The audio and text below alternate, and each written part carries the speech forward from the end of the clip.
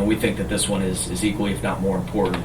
During his time as Marion County prosecuting attorney, David Clayton says defendants don't learn their lesson when it comes to sex crimes against minors. This type of offense especially is we see it repeated over and over again with these types of defendants. Which is why several prosecuting attorneys statewide have called for action in the form of Amendment 2. What simply this does is allow evidence of prior sex convictions to be admissible so that a jury can hear that evidence in deciding guilt or innocence. The law would be tailored and only apply to sex crimes involving a victim under 18 years old. You're on trial for an offense, whether or not you've had 100 speeding tickets in the past, that's irrelevant. That doesn't come in. If your offense does involve a child now, and you were convicted of assaulting or hurting a child before, then that evidence may come in. Clayton says some defense lawyers may argue that bringing up an old accusation may be unfair, but he says because of the likeliness of repeat offenders,